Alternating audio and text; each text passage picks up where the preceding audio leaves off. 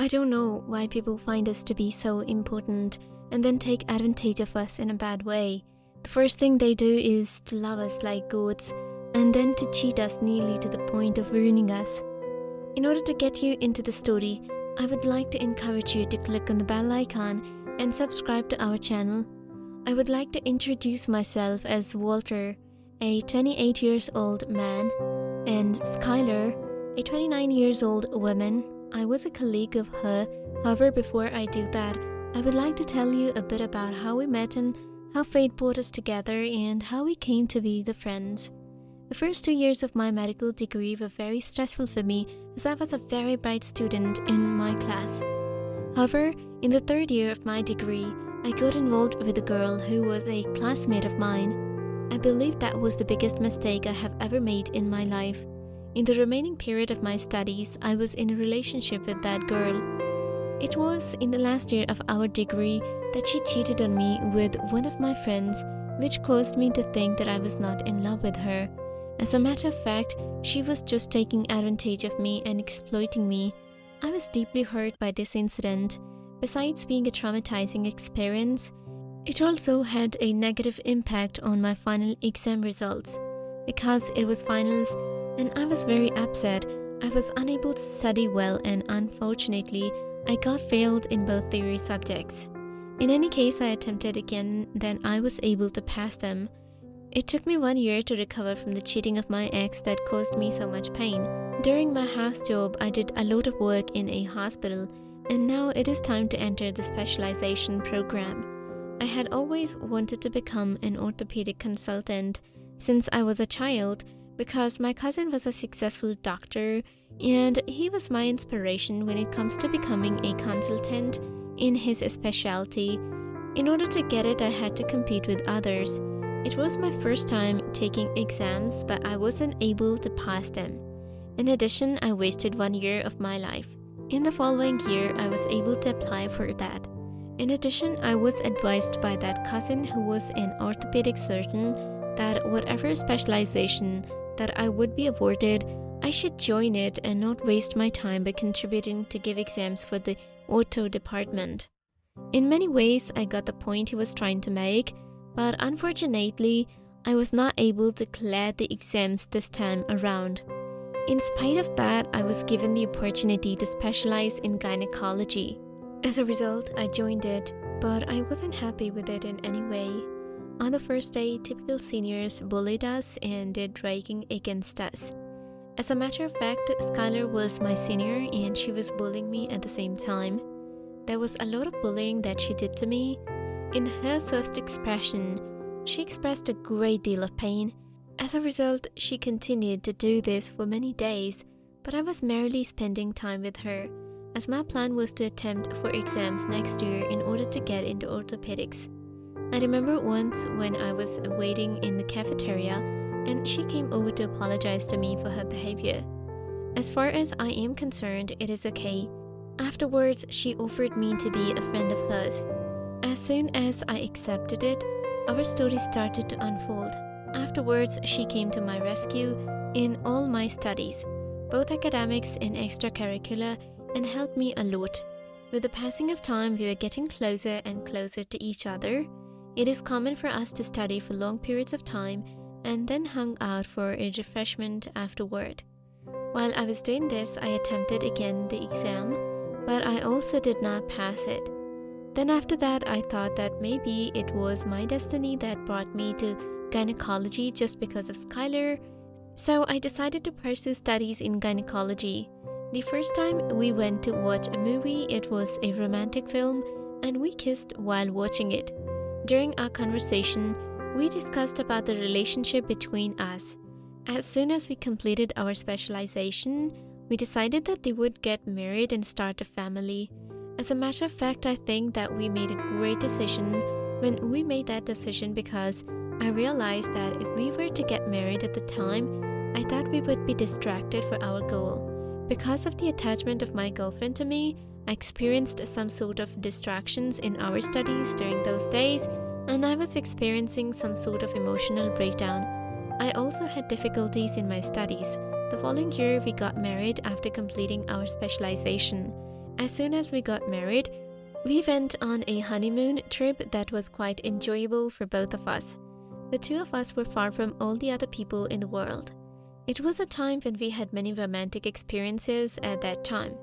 One of the best things about her was that whenever she was wrong, she would always apologize to me and always try to convince me to forgive her mistakes.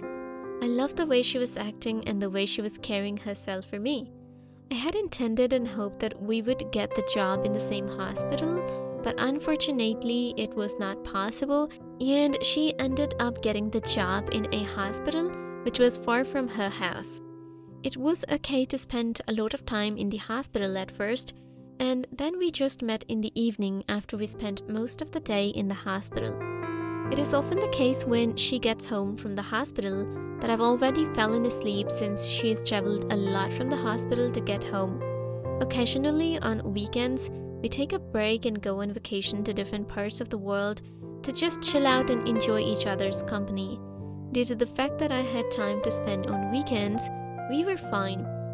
After working hard for a whole week, we enjoyed our weekends a lot.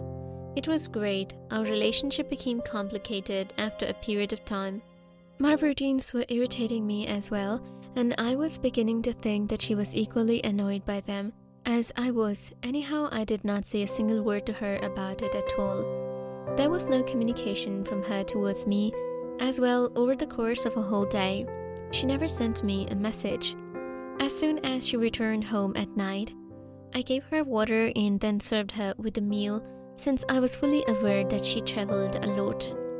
In order to make her life easier, I always bring her foods or cook for her. There was no food in her stomach, so she refused to eat. After this, she began to talk rudely and went into bedroom.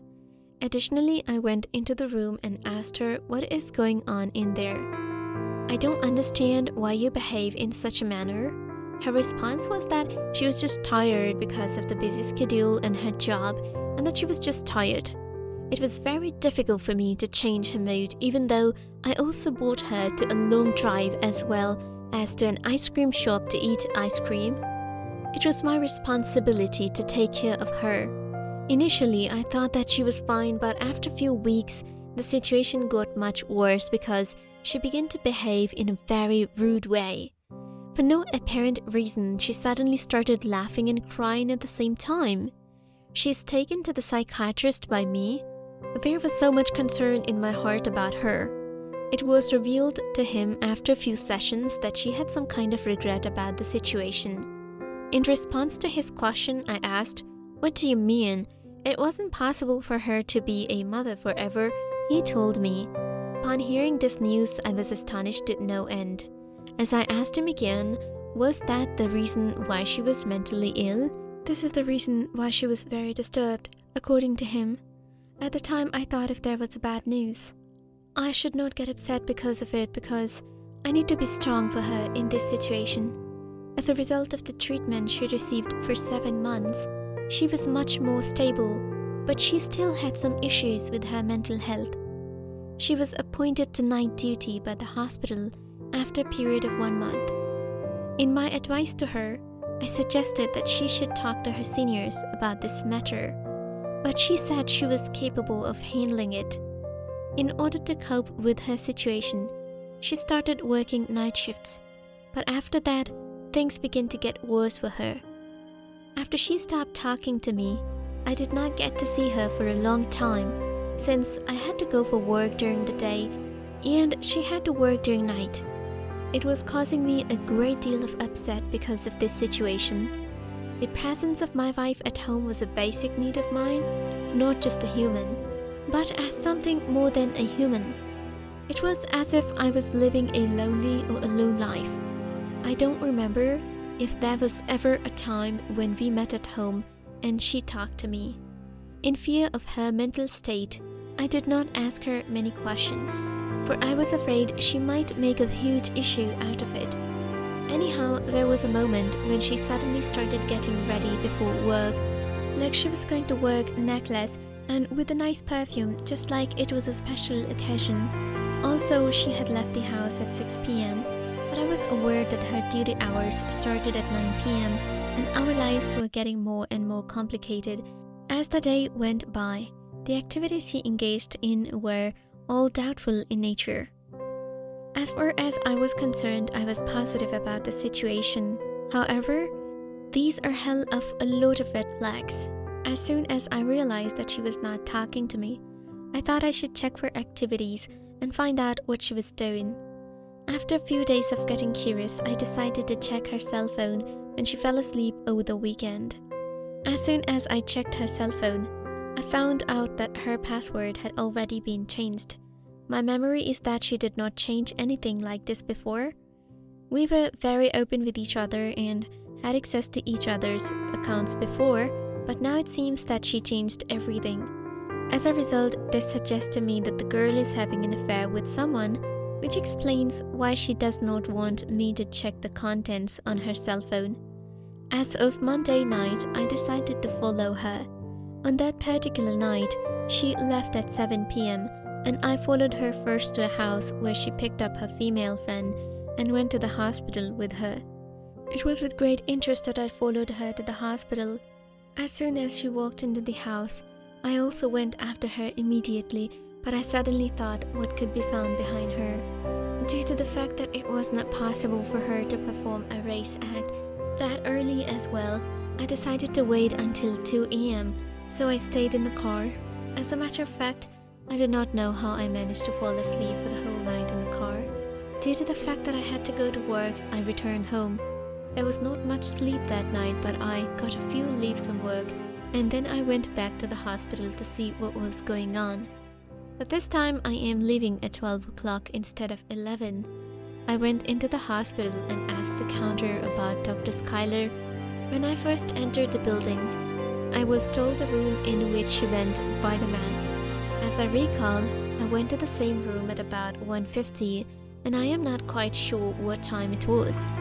In the room, I opened the door and there was no one. I was just walking by the room, and my eyes caught the bag of Schuyler on the table as I was leaving. Besides that room, there was another room that was attached to it. I heard a few sounds of moaning or something from the place where I am standing. There was no one at the door when I knocked on it. As a result, the noises have stopped. There was something about the presence of the bag of Schuyler that was giving me a bad feeling. My nervousness drove me to break down the door, and I found Schuyler half naked and a man who was a co-doctor was fucking her in front of me. There is something about the scene that makes me go crazy. Schuyler was shocked when she saw me there and started putting her clothes as soon as she saw me. I was asked by that doctor what I needed. Then I told him that I am the husband of Schuyler. To avoid getting emotional, I decided to call all the staff members at the hospital to expose them, the result of which would lead them to disaster they were heading towards. When I got out of the room, I grabbed the doctor's clothes and left the room as quickly as possible. In addition, the room was locked from outside as well. After I went to the head of department and told them everything, they came along with me. We opened the door and saw him naked as Schuyler had suddenly taken his clothes off. So I wasn't able to take her clothes off as well. Anyhow, the entire hospital staff was present, and I was aware of what was going to happen to them. There was no doubt in my mind that I was going to file for divorce from Schuyler. It was a sure thing, but now I was also convinced that they would be banned from practicing in hospital, as well as having their licenses revoked by the medical council because of the act of theirs. It was a professional scandal that was performed. In the same way, I gave Schuyler divorce as well, and she got fired from her job as a result. Both of them are now banned. As a matter of fact, I believe that without a job, they will definitely become homeless in the near future. This is what they deserve in return for the dirty crime they committed. As of now, I have a girlfriend who is quite good compared to Schuyler. Neither she nor I bothered her in any way. In the past, she had asked me to marry her, but I told her if she wants to stay in a relation, then that's fine with me, otherwise she can leave. The reason why she did not leave me is because I believe she loved me. Day after day, I'm trying to get over what Schuyler did to me, and I'm trying to move on. The truth is that she broke my heart for the rest of my life, and I'm trying my best to forget everything that happened to me because of her.